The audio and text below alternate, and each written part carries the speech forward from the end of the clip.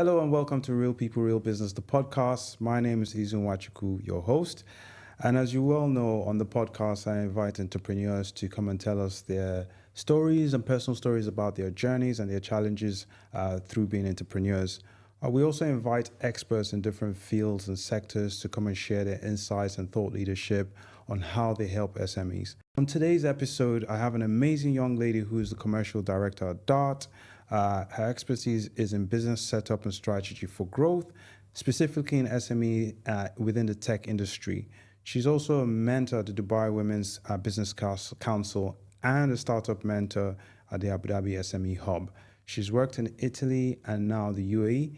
Camila Cacho, welcome to Real People, Real Business. Thank you. Thank you so much for having me. Fantastic.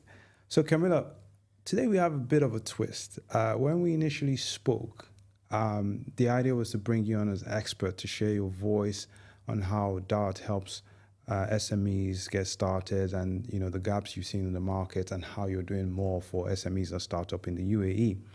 But while I was speaking, you started to tell me about your own personal story, how you got to be in the role you are now. And, there was a story of resilience, determination, and courage, And these are traits that I generally find within entrepreneurs.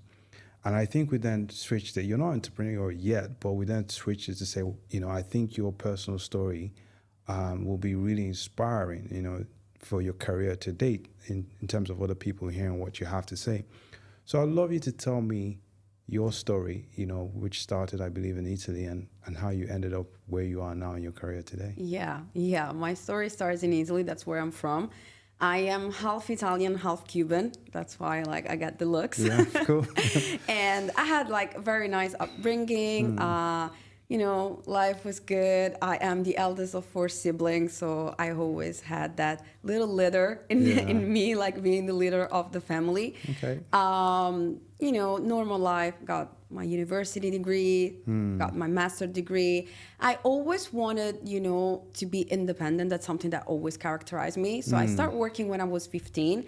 And something that I always say is I really not needed to do it, but I wanted to because I wanted to be independent. Yes. And I also wanted to show my parents that I know how to do things, let me do it, let me have my life. And every single job that I had, from babysitting to being a waitress in a restaurant, all of that have helped me to become what I am now. Yeah. Eventually, growing up in Italy, it's and being biracial and bicultural, you learn a lot of things, you interact with a lot of people. Yeah. Sometimes it's not easy because you have to, pave your way and prove yourself. Yes. However, life was all going okay, but things started to change a little bit. Okay. Of course, when I look back at things, there are some things that I would have done differently, my bachelor degree, I always listen to other people. Okay. Oh, you're so good with languages. You should do languages for your degree. I will not say that it's useless, but for what I wanted to be, it kind of was a little bit, but it's fine. Got my degree. Then for my master's, I was a little bit older. So I was no, I want to be into a different field of business. So I did business administration and related services, which led me to be in tourism, right? I was in the tourism field, which in Italy, amazing. Yes. And that COVID happens. Yes. And COVID. my work crumbles. Okay. Italy was on its knees, and tourism, who wanted to come to Italy at that time? The news were so bad and everything was so bad. But during the pandemic, I kind of met someone, fell in love, but that person already had plans to come to the UAE. Okay. Which at the time was not a place I was really considering. I was considering to move, but was considering the US because I have family there, or other Northern European countries. Yes. But then I made some research. I was okay, let me see. Sure. A lot of people, I just came to see. So you came for love. Yeah. Okay. We Cool. can put it that way. Yes. All right. And it started well because after 20 days I found a job. Okay. It was in a holiday homes company, very big one, by the way. And I thought that it was the perfect opportunity to get to understand how business was here, how the culture was, it's a complete different world from Italy, right? So I had to learn a few things. And when you're moving to a new country, you cannot be too picky. It was a good job. Yes. It was well enough. You need to get a foot in the door first. Yeah. Cool.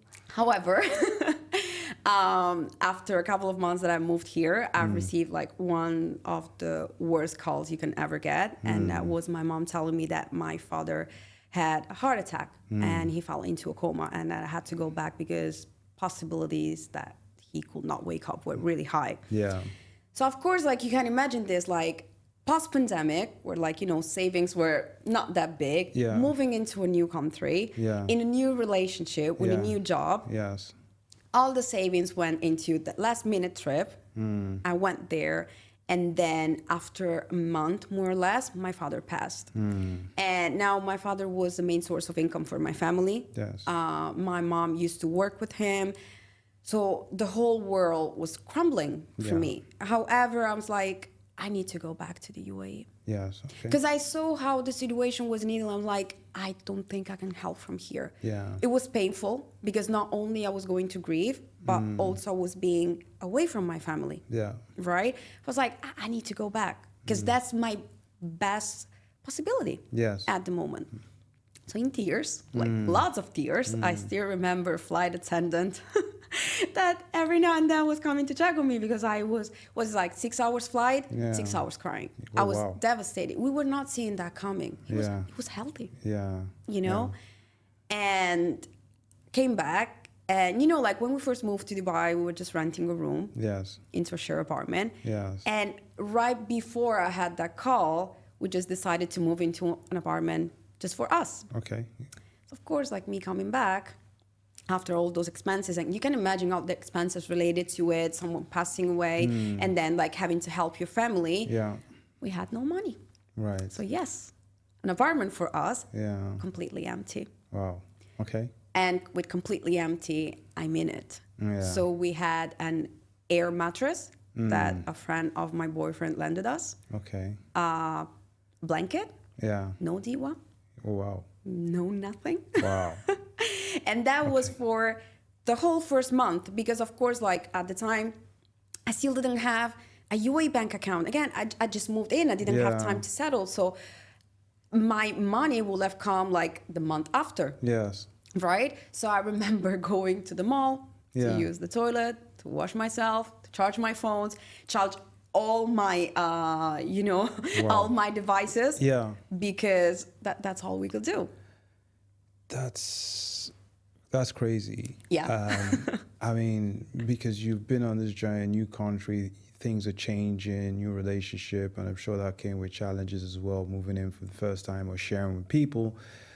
Then your father passes away, and then you come back to kind of a difficult situation in terms of your living and your.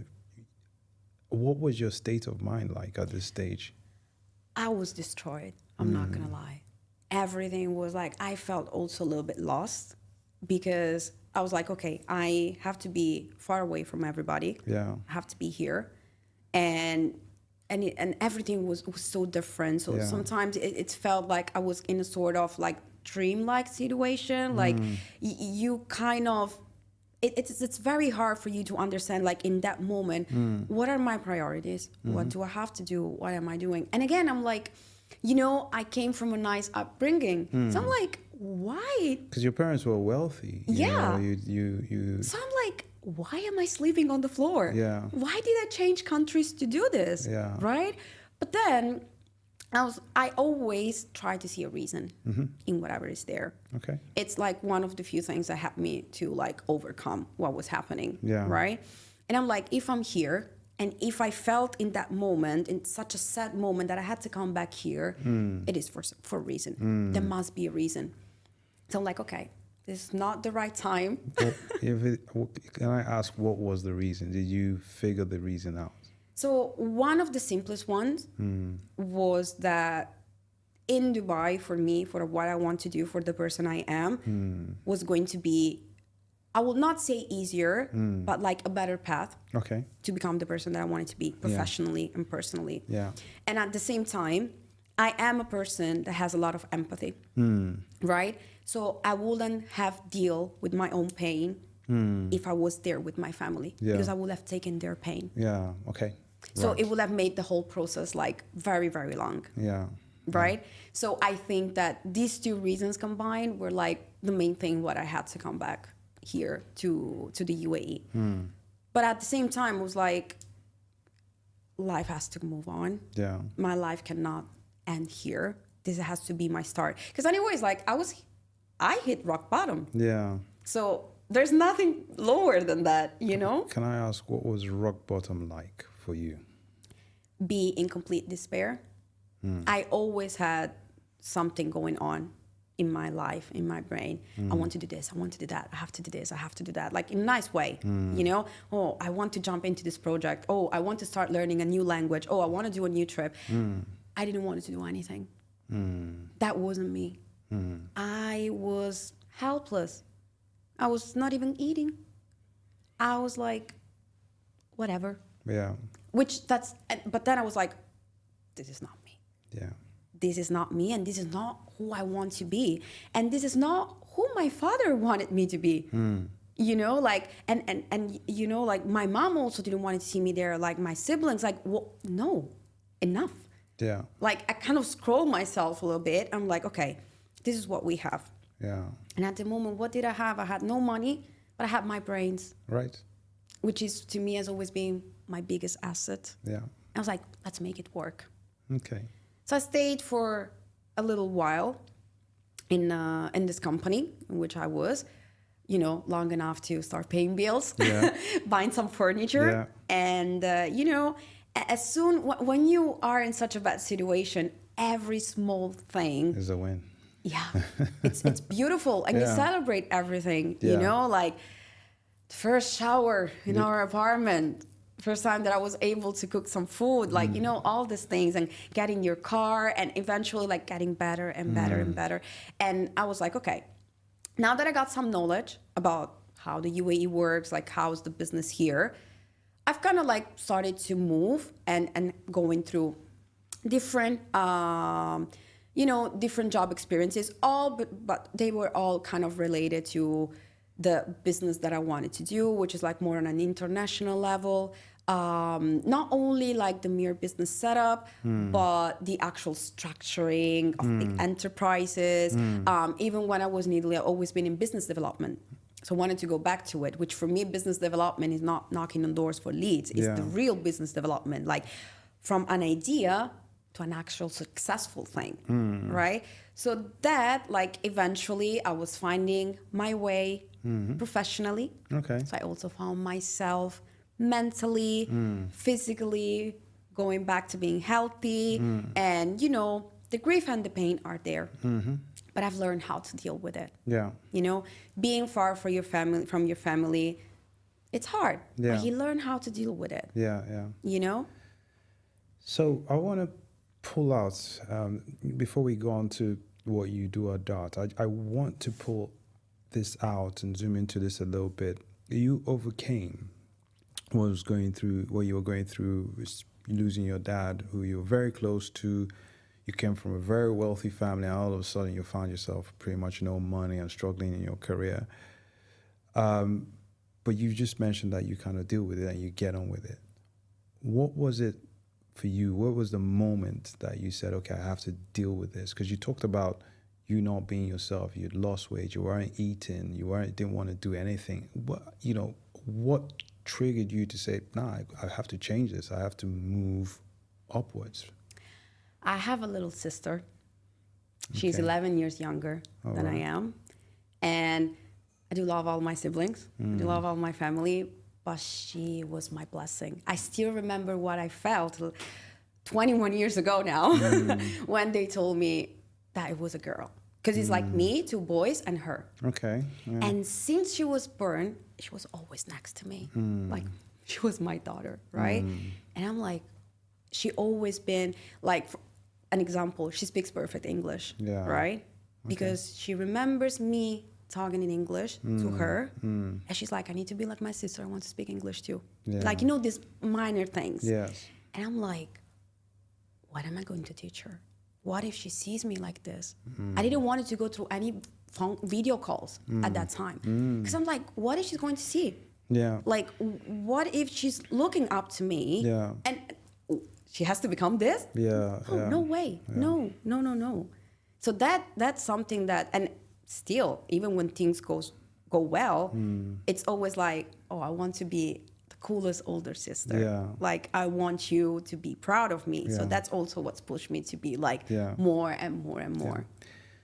Yeah, because I find, from personal experience and from talking to others as well, is that when we kind of go through these very dark, difficult situations, sometimes it relates to our career, we are not doing as well as we hope we would, or we are not as successful as we thought we would, we start to isolate and we start to go inwards, and we don't want to connect with people because there's maybe some feeling of shame, some feeling of failure.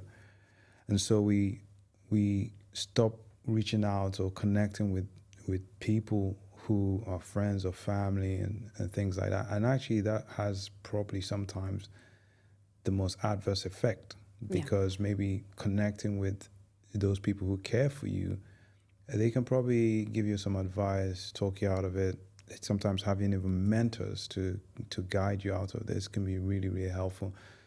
It's it's easier said than done, but sometimes the best thing is not to go and hide away and kind of let these thoughts of shame and failure take you over, but potentially just look through it and look for help and speak to other people. Which is something that I've learned after. And that's one of the reasons why I also became a mentor. Right. Because like I've realized that back then, if I kind of had that mindset already of like not leaning on someone else, but just share the burden. Like maybe the person I was talking to went through the same, or something similar, and they can understand. They can give me like a good piece of advice. Like that's also why whenever someone asks me about, oh, how your life started in Dubai, I'll never be like, oh yeah, it was all good, like rainbows and fairy tales. No, I'll tell you my story. First of all, because I'm proud of it. Yes. Because like I always did everything like on my own, and I'm always very proud of it. But also because maybe there is someone like me that doesn't want to talk because they feel that their story is like, oh, like I am ashamed of what's going on. Maybe I'm not enough or something. And they can see that, no, it's fine. Yeah. We all have something that we're going through. Yeah. So like, talk to me. Yeah. Because maybe I can help you somehow. Fantastic. That's great. I mean, I wanted to go into your Dart story, but I was just thinking maybe we talk a little bit about mentorship. But let's talk about mentorship towards the end. So, Dart, tell us about Dart. Tell us what you do at Dart, how Dart can benefit the entrepreneurship world or business world. All yours. So Dart to me is like a very exciting project, right? It came up like to fill a gap. Like whenever you want to do something new, and this is something that I tell to all the startups that I mentor or like entrepreneurs, try to find something to bring a solution, right? Here in the UAE, we all know a lot of people come to set up their companies, set up the business, and it's very easy to do it. And it's full of people that will help you doing that. But what comes after?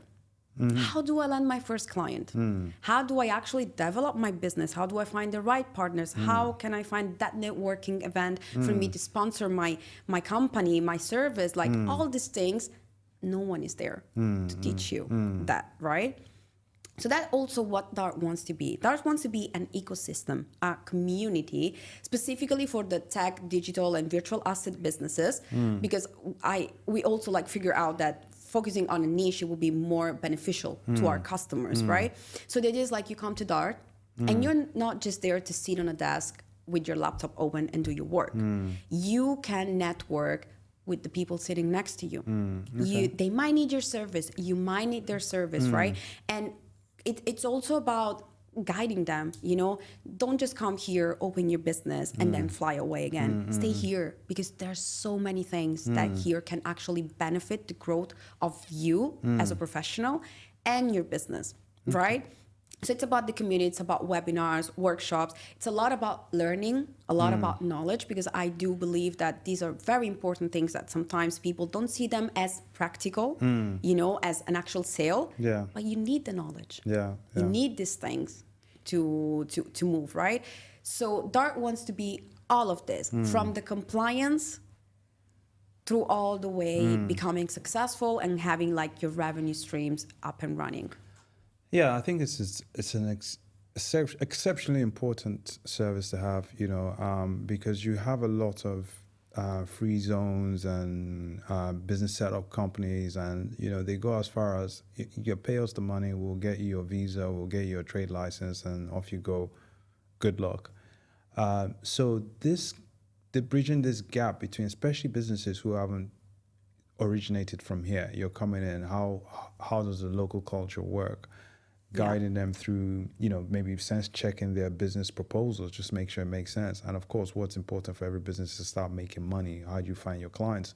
So I think this is extremely important as a gap, especially someone who started businesses here. It's like I get my license and they're off. Nobody's coming to talk to me and saying, hey, well, do you need any additional help in terms of understanding the market, or there is a mentor here or someone you can speak to that can overlook or query your business proposal. So I think this is important. And how has this service been in terms of DART? How has this service been received by your potential founders or businesses that have started up with you?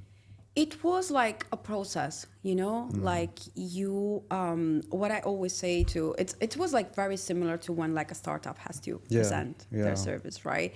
Be sure that you're backed up by data, research, and information. Don't just go there and be like, oh, I have an idea. No business was born like that. It's always about a process, about an idea that has to be developed into something else, So once you can actually show the potential, and then also the ROI that can bring, then things are easier to put on a table. Yes. Like, of course, whenever you have like something new in mind, or maybe you want to develop the product in a different way, that might be some questions or like, anything related to it. But as long as you, first of all, believe in what you're saying, but also like you have the real data that can justify whatever you're saying, then things go well. Okay, fantastic. And so DART was, you contributed to the setup of that DART and got it up and running. How long has DART been running for now? Officially, it has been since August.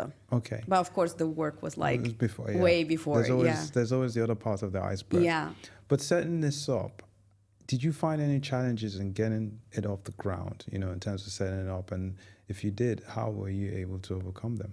Of course, challenges are always part of the part of the process. And then considering like, life will be boring without it. We wouldn't be pushed to learn more or do something more, Whenever you want to bring something a little bit new, you have to do some trials, right? Yeah. And you have to go through not failures, but like things not going as you have expected. Yes. Right? Yeah. But it's very important. That's the most important part of the process, because that's when you can get the right feedback to actually shape and make everything better. Yeah. So one of the most important things that I always tell also to the team and whoever I work with, it's fine. Okay. It's part of the process. Yes. Yeah. Next month will be better. Yes. Because now we learned something new that we didn't know before. Yeah. Of course, and it's like understanding which communication works best for our audience, how to actually explain the product and tell the people like why this is needed for them, why it could be helpful. You have to go through trial stages. But once you go through it, you have learned something new that you can apply the next month. And then the next month you will have a different challenge that will help you to learn something even grow. more. Yeah. Yeah, absolutely. I believe that challenges,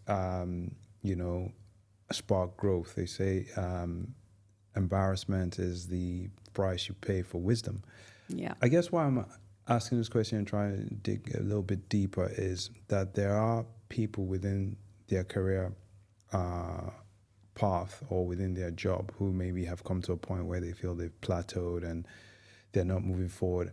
And sometimes it's difficult taking a new idea to market, say, for example, within their company. So how do you go to your boss and say, hey, we can offer more services to a particular clientele or particular market? How do they phrase it? How do they propose it and get maybe a little bit more life into their career?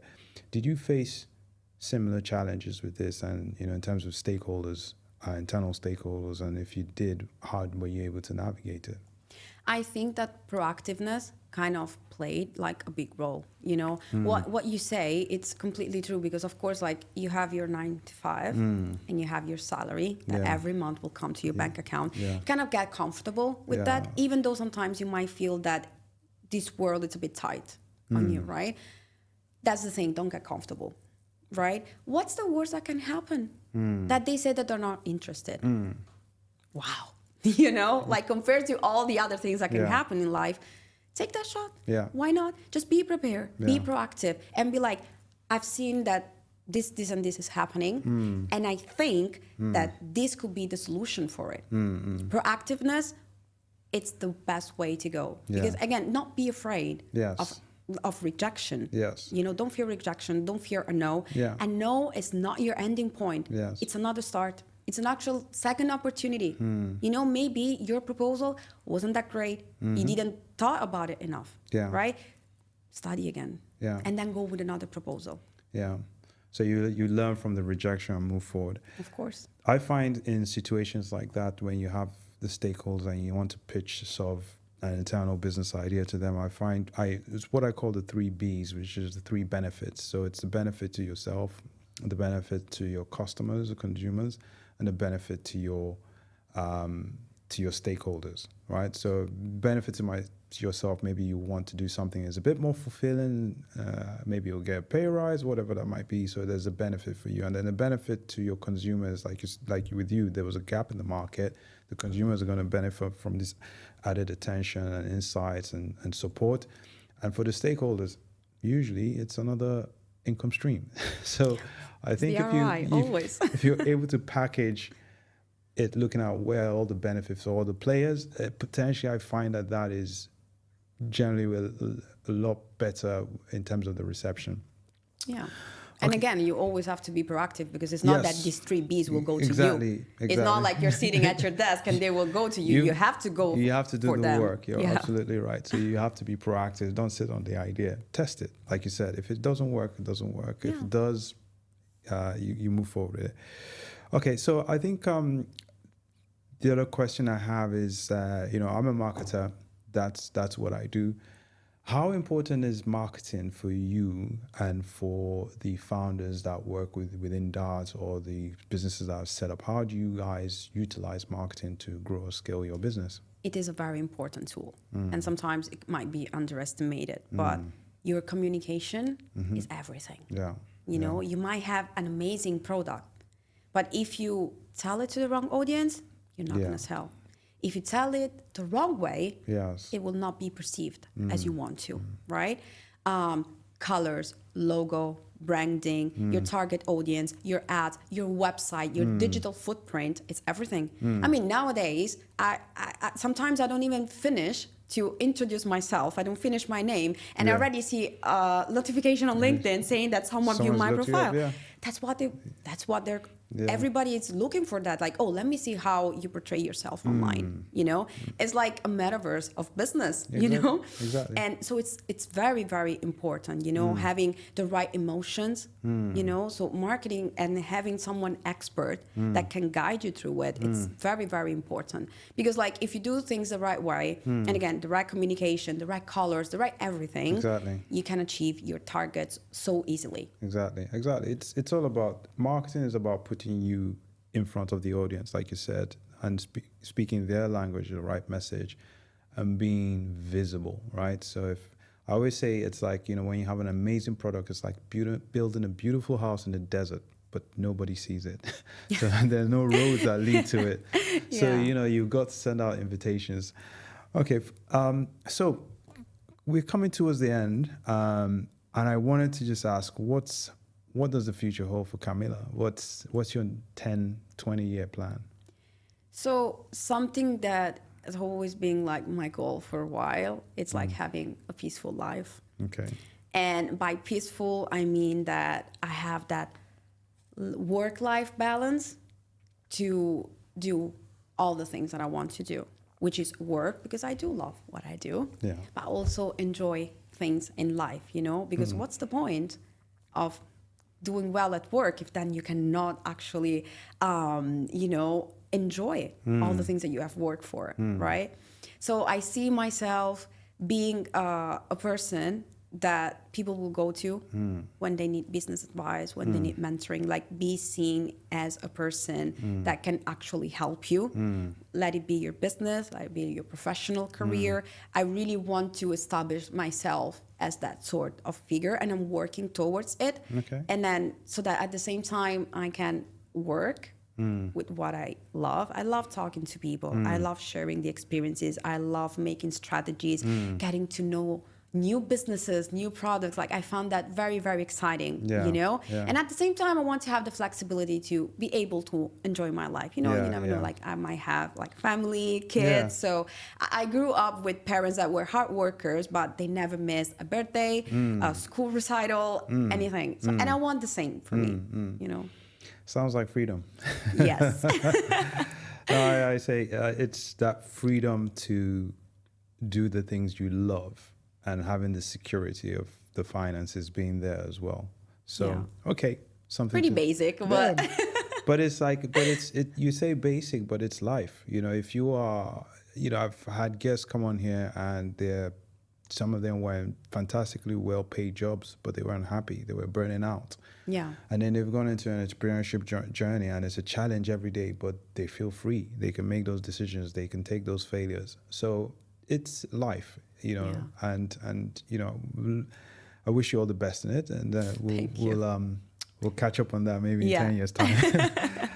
Okay. All right, Camila. So we're coming towards the end of the episode, and this is the section on sharing your wisdom, and I have 3 questions for you, which I usually ask all our guests. I think the first question is, what's the most surprising fact you've learned about yourself in your entire career path today? Second one is, what do you consider to be success or successful, and what advice would you give to others who are in a similar position like yourself? Okay. So to answer your first question, one of the most surprising things to me was like that I am okay. In the sense that Camila Castro, the way she is, it's perfectly fine. I don't need to change to fit in a place. Yeah, of course, you can adjust your manners, like, you know, different registry, but I don't need to shave off my personality to fit somewhere. Because since I've stopped doing that, that's where my life took a different turn, you know? Like, I grew up in a country where most of the people were different from me in their looks and everything. So I always thought that I had to fit somehow, right? And then I never let myself be completely myself. Yes. Right? But then, growing up, I realized, like, no. Yeah. Why do I have to do that? Yeah. You know, not everybody might like me, and that's perfectly fine. But the people who like me will like me for what I am. Yeah. And even in business, I actually realized that then being me, my personality, my way of acting and dealing with people was a great asset. Yeah.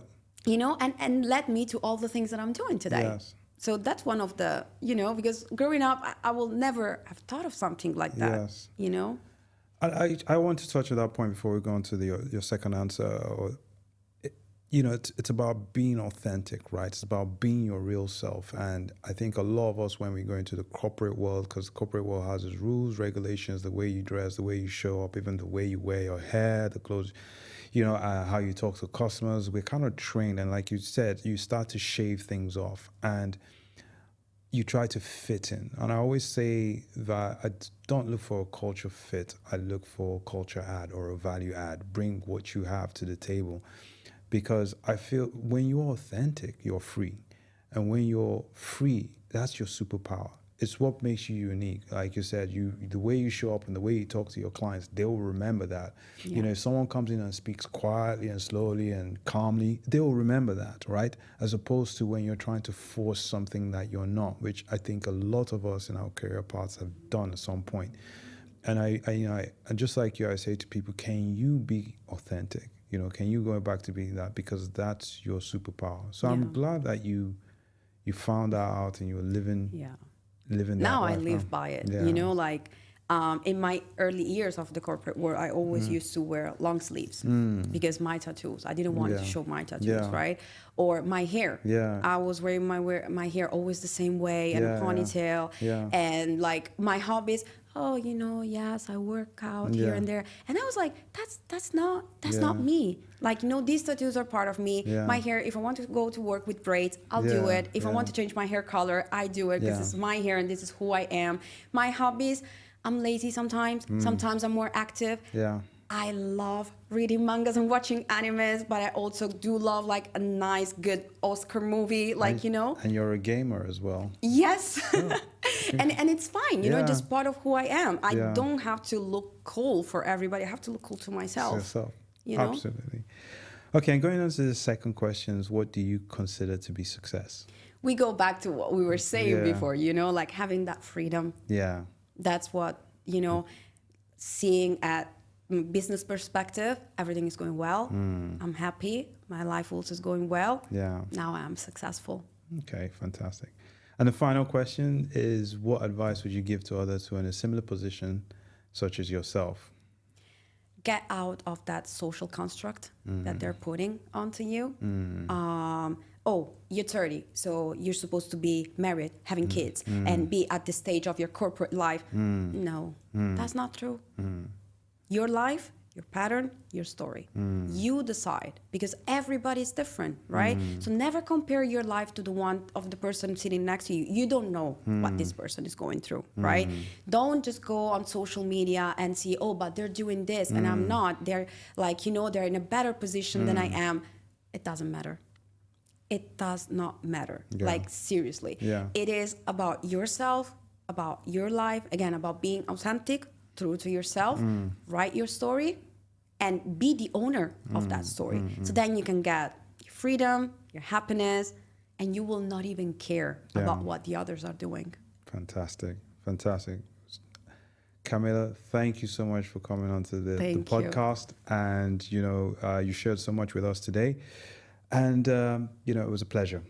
Pleasure was mine. Thank you. Cheers. Thank you.